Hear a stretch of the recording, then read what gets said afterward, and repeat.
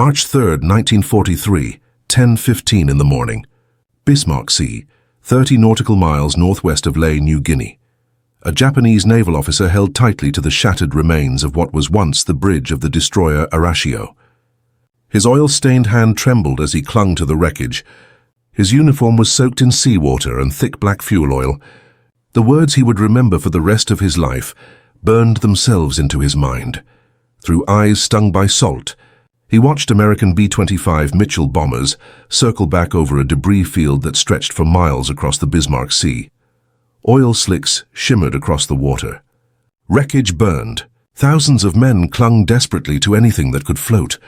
The convoy that had sailed so confidently from Rabaul only 2 days earlier was now nothing but twisted wreckage.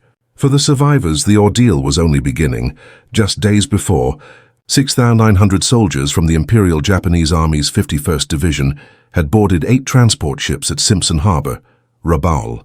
They believed they would reinforce Lae and turn the tide of battle in New Guinea. What awaited them instead shattered everything they thought they knew about war, every lesson of honor, every belief in mercy, and every lie their leaders had told them about American conduct. The plan had taken shape in December 1942 at Imperial General Headquarters in Tokyo. Lieutenant General Hitoshi Imamura, commanding the 8th Area Army at Rabaul, faced a desperate situation in New Guinea. To strengthen Japan's crumbling position, the High Command ordered a massive convoy to carry reinforcements. The task force would include 8 transport ships carrying elite troops of the 51st Division, men transferred from China, escorted by 8 destroyers. On February 28, 1943, the convoy set sail from Simpson Harbor, Rabaul. Around 100 Japanese fighters provided air cover. Rear Admiral Masatomi Kimura commanded the mission, his flag flying from the destroyer Shirayuki. Rear Admiral Masatomi Kimura was no stranger to danger.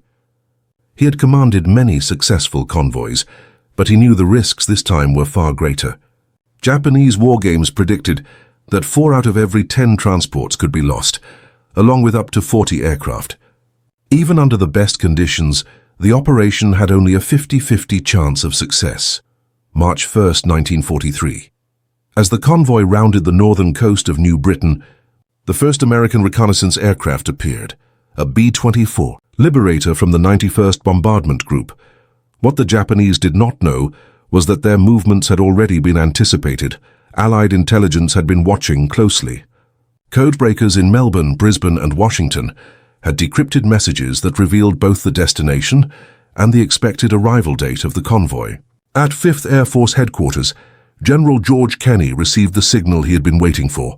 For months, his airmen had been training with a revolutionary technique, skip bombing. Developed independently by several nations, including Italy, Australia, Britain, the Soviet Union, and the United States, it allowed a bomb to skip across the surface of the water like a stone before striking a ship at close range. Major Paul Pappy Gunn had taken the idea further, modifying B-25 Mitchell bombers by installing up to 8 forward-firing 50-caliber machine guns in their noses.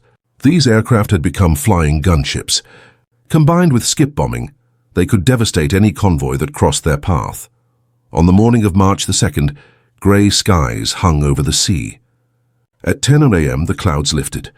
29 American B-17 flying fortresses appeared high above the Japanese convoy. Their bombs rained down. 1 large transport was sunk, 2 others were badly damaged, and a destroyer was set ablaze. The first victim was the Kyokusei Maru, carrying 1,500 soldiers and drums of aviation fuel. B-17 crews reported seeing the ship break apart and vanish beneath the waves. The 5,493-ton vessel exploded in a fireball so bright it was seen from every ship in the convoy. Japanese destroyers Asagumo and Yukikaze rushed in to rescue survivors, pulling oil-soaked men from the sea. It was an act of compassion, but tactically dangerous. It slowed the entire formation. The next morning, March 3rd, dawned clear and bright, perfect weather for air attack. The convoy, now reduced to 7 transports and 8 destroyers, had covered nearly 2/3 of the distance to Lae. At 10 a.m., death came from every direction. The Japanese plan collapsed in minutes. B-17 bombers appeared high overhead, drawing Japanese fighters and anti-aircraft fire skyward. The decisive moment had arrived. In just 15 minutes, in the waters of the Bismarck Sea, the fate of the Japanese convoy, and perhaps the course of the Pacific War, was sealed. As Japanese guns fired skyward at the high-flying B-17s, death came from below. 13 Australian bow fighters swept in at mast height, their 8 forward-firing guns tearing across the decks of the transports and escorts. Behind them came the modified American B-25 Mitchells, flying so low that their propellers left trails across the water's surface. The skip bombing technique now revealed its full power. Bombs skipped across the sea like stones, slamming into hulls or detonating just beneath the waterline. The effect was catastrophic. Captain Ed Larner, leading the 90th Squadron's modified B-25s, charged toward the transport Teo Maru at wave height. His forward guns silenced the anti-aircraft positions. Moments later, his bombs skipped twice across the water and smashed into the ship's side. The 6,270-ton vessel broke in half and sank within minutes. By 10:15 a.m., only 15 minutes after the first attack began, every transport had been hit. Some were already sinking. 3 destroyers had also been heavily damaged or destroyed. The destroyer Shirayuki, Admiral Kimura's flagship, took a direct hit that ignited her forward magazine. She vanished in a massive fireball. By noon, the Bismarck Sea had become a nightmare. Oil fires burned across the surface. The water was black with bunker fuel and littered with wreckage. Thousands of men struggled for survival. Soldiers who could not swim, wounded sailors clinging to debris, and exhausted survivors drifting together. Estimates suggest more than 3,000 men were now in the water. The surviving destroyers, Yukikaze, Asagumo, Uranami, and Shikinami, moved in to rescue as many as they could. About 2,700 men were eventually brought back to Rabaul, but their efforts were cut short when Allied aircraft returned. At 2 p.m. on March 3rd, survivors looked up in relief as American planes approached. Many believed they had come only to photograph the devastation. That hope quickly turned to terror as the aircraft dropped to wave height and opened fire. In one of the war's most controversial actions, Allied aircraft strafed lifeboats and men in the water. For several days, B-25s, A-20 Havocs and Beaufighters circled overhead, their machine guns churning the sea into foam.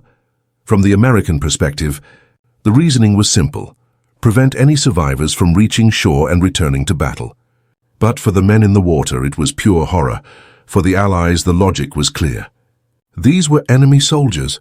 If they reached the shores of New Guinea, they would reinforce the garrison at Lae. General George Kenney's orders were explicit. No Japanese soldier was to reach land alive. For the men in the water, this was unthinkable. To them, it violated every tradition of honorable warfare. The Bushido Code spoke of dignity toward defeated enemies. What they now experienced shattered that belief completely. As darkness fell on March 3rd, the nightmare deepened. 10 American PT boats, under the command of Lieutenant Commander Barry Atkins, entered the area. Their searchlights swept across the waves, followed by bursts of machine gun fire as they hunted survivors through the night. PT-43 and PT-150 found the damaged transport Oiwa Maru still afloat. They launched torpedoes, sinking it and sending more men into the sea. For Japanese survivors, the darkness brought new terrors. Sharks, drawn by the scent of blood and the frantic movement in the water, began attacking. Men who had survived bombs, fire and strafing now faced death from below. When dawn broke on March 4th, the scale of the disaster was revealed. The debris field stretched for 40 miles. Scattered groups of survivors floated helplessly, many having endured more than 20 hours in the sea. With the sunrise, American aircraft returned. B-25s, A-20 Havocs, Beaufighters, and P-38 Lightnings scoured the waters. They strafed survivors and attacked rescue vessels. The Japanese destroyer Asashio, which had remained behind to pick up men from the Arashio, became a primary target. That morning, a B-17 dropped a 500-pound bomb on the Asashio. The destroyer sank quickly, taking with her the very soldiers she had just rescued. For the Americans, these attacks were justified both as tactical necessity and as revenge. One incident had left a lasting mark. The B-17 Double Trouble, piloted by Lieutenant Woodrow W. Moore, had collided with a Japanese Zero. 7 crew members parachuted from the bomber, only to be gunned down in mid-air by other Zeros as helpless witnesses looked on. The memory of that massacre fueled the rage of American pilots. General Kenney later described the attacks on survivors as nothing more than mopping up operations. For days after the battle, American and Australian aircraft continued to circle the seas, searching for survivors. General Kenney gave direct orders. Every Japanese raft and lifeboat was to be destroyed. He called these mopping up operations. A secret report dated March 20th, 1943, recorded the grim reality. The slaughter continued until nightfall. If any survivors escaped our strafing aircraft, they were still at least 30 miles from land, drifting in waters thick with man-eating sharks. Japanese submarines I-17 and I-26 attempted desperate rescue missions. Moving cautiously to avoid Allied patrols, they managed to save small groups. On March 6th, the submarines picked up 170 survivors. 2 days later, I-26 rescued another 54, landing them at Lae. But the submarines could carry only a fraction of the men. Their crews described haunting scenes, voices calling from the darkness, oil-covered soldiers too weak to climb aboard, and the agonizing necessity of choosing who would live and who would be left behind. The statistics were staggering. Of the 6,900 troops who had set out to reinforce New Guinea, only about 2,200 reached Lae. Around 2,700 were rescued by destroyers and submarines and taken back to Rabaul. The rest, nearly 3,000 soldiers and sailors, were killed. Allied losses were minimal, 4 aircraft and 13 airmen. The casualty ratio, over 230 to 1, was unlike anything seen before in naval warfare. The Battle of the Bismarck Sea became a turning point.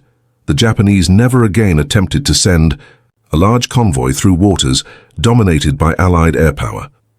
The dream of reinforcing New Guinea by sea had ended forever. After the war, Captain Tamichi Hara, commander of the destroyer Shigure, which had not been present at the battle, interviewed survivors. His conclusion became the most famous Japanese assessment of the disaster. Never was there such a debacle. It was the complete opposite of the successful withdrawal from Guadalcanal. Those interviews revealed not only the physical losses, but the psychological devastation. The defeat was unbelievable to Japanese commanders and troops alike. The battle also revealed the future of warfare. Skip bombing, combined with heavily armed strafing aircraft, had transformed medium bombers into deadly ship killers. Major William Benn of the 63rd Squadron, 43rd Bomb Group, had pioneered the tactic in the Southwest Pacific. Now, in the waters of the Bismarck Sea, it proved decisive. The age of surface convoys in the Pacific was over. The age of air power had truly begun. Major Paul Pappy Gunn's modifications had turned American bombers into flying battleships. His work with the 90th Bomb Squadron, 3rd Bomb Group, created strafer versions of the A-20 Havoc and the B-25 Mitchell, aircraft bristling with 8 to 14 forward firing, 50 caliber machine guns. These planes could shred enemy defenses, silencing anti-aircraft fire before dropping their bombs at point-blank range. But not all Japanese survivors perished in the sea. Small groups washed ashore on scattered islands, beginning desperate struggles for survival. One band of 18 men reached Kirewina, only to be captured by PT-114. Another group made its way to Guadalcanal, where they were killed by an American patrol. On Goodenough Island, Australian patrols swept the jungles between March 8th and 14th. Soldiers of the 47th Infantry Battalion found and killed 72 Japanese, captured 42 more, and discovered 9 bodies drifting on a raft. For the survivors, the nightmare simply shifted from sea to land. What the Japanese did not realize until after the war was that their convoy had been doomed before it even sailed. Allied codebreakers in Melbourne and Washington had decrypted their plans. Every detail, the convoy's route, composition, timing, and destination, was known in advance. Believing their codes unbreakable, the Japanese had sailed straight into a trap. Yet the true devastation went beyond ships and soldiers. For an army steeped in the traditions of Bushido, honor in combat, respect for one's enemy, dignity even in defeat, the Battle of the Bismarck Sea was shattering. The methodical killing of helpless men in the water defied everything they had been taught to expect. Survivors who returned to rabble spoke of shock and disbelief. The propaganda that had painted Americans as soft, weak, and afraid collapsed in a single moment. Many soldiers confessed they had lost all faith in victory. If Americans would machine gun defenseless men in the sea, what wouldn't they do? That belief hardened Japanese resolve throughout the Pacific. To many, surrender now meant certain death. Better to fight to the last man. The strafing of survivors remains one of the most controversial aspects of the battle. Under international law, shipwrecked survivors should have been protected. But the rules were less clear when those survivors were still armed enemy combatants. The Japanese, for their part, had committed their own atrocities. The rape of Nanking, the Bataan Death March, and the killing of American airmen as they floated in parachutes. But what happened in the Bismarck Sea was different. This was not cruelty for cruelty's sake. It was calculated tactical efficiency, a decision made to prevent thousands of enemy troops from ever reaching the battlefield. The result was the same. The sea turned red, and the memory would haunt both sides for the rest of the war. American veterans defended their actions as a military necessity. These were not surrendered prisoners. They were enemy soldiers, only miles from shore, who could have reached land and reinforced the Japanese garrison at Leh. To the Allies, leaving them alive meant risking the lives of thousands more. For Japan, the disaster forced a complete reassessment of strategy. Admiral Minichi Koga, who succeeded Admiral Yamamoto as commander-in-chief, admitted what had become undeniable. Surface convoys could not survive in seas controlled by Allied aircraft. New Guinea was, for all practical purposes, abandoned. The psychological shock spread quickly. Japanese units scheduled for transport began seeing desertion on a scale never experienced before. The fear of being trapped and slaughtered at sea by American aircraft became greater than the fear of facing combat on land. For the Americans, the battle proved something revolutionary. That airpower alone could destroy naval forces. Land-based aircraft, when armed and trained for the task, could dominate sea lanes without the need for carriers. This realization shaped Pacific strategy for the rest of the war. After the war, debate lingered. Some questioned whether strafing helpless survivors had crossed into war crime territory. Officially, the United States maintained that these were combatants who could still fight if they reached land. No prosecutions ever followed. Japanese officers were punished for similar acts, but Allied actions were excused. To many, this was simply victor's justice. Both sides had crossed moral lines in the Pacific, but only the defeated were held accountable. Historians now view the Battle of the Bismarck Sea as a turning point in aerial warfare. The numbers alone are staggering. 8 transports sunk, 4 destroyers lost, around 3,000 Japanese dead, against only 13 Allied airmen. But the true meaning went beyond statistics. This battle represented the transformation of war itself. Technology and intelligence had created casualty ratios so extreme they could only be described as massacres. The sight of aircraft methodically strafing men in the water became a lasting symbol of the Pacific War's merciless character. General Douglas MacArthur called it the decisive aerial engagement of the Southwest Pacific Campaign. He was right. Japan never regained the initiative in New Guinea. With its convoys destroyed and its garrisons cut off, the empire began its long retreat. For America, the battle was proof of a transformation. The same nation that had been stunned by Pearl Harbor was now capable of destroying thousands of enemies with cold precision. The controversy over strafing survivors reminds us of war's greatest truth. Victory often demands choices that defy morality. In the Bismarck Sea, modern warfare revealed its most ruthless face. In the oil-slicked waters of the Bismarck Sea, military necessity collided with humanitarian law. Both sides learned that in total war, the old limits of honor and restraint would be crossed again and again. In just 3 days, American and Australian airpower annihilated an entire Japanese convoy, killing thousands and ending any hope of reinforcing New Guinea by sea. It was one of the most decisive and controversial engagements of the Second World War. For the Japanese survivors, the memory never faded. They had seen Americans strafe helpless men in the water, an act that shattered every assumption about American weakness. What they witnessed was an enemy capable of a ruthlessness beyond imagination. The battle's legacy went far beyond its immediate strategic impact. It proved that air power could dominate the oceans. It showed the decisive value of intelligence in modern war, and it exposed the moral ambiguities of total war, where victory demanded choices that defied humanity. The sight of aircraft systematically killing men adrift at sea remains one of the Pacific War's most haunting images. Roughly 3,000 Japanese soldiers and sailors died not in glorious combat, but in a methodical slaughter. The survivors who staggered back to Rabaul carried a story that spread through the Japanese ranks. America was no longer the weak, soft enemy propaganda had promised. They were something far more relentless. The Battle of the Bismarck Sea revealed the future of warfare. Technology and air power had made annihilation possible on an industrial scale. And for Japan, the lesson learned in terror during those 3 days in March 1943 would shape the war's brutal path right up to its atomic conclusion.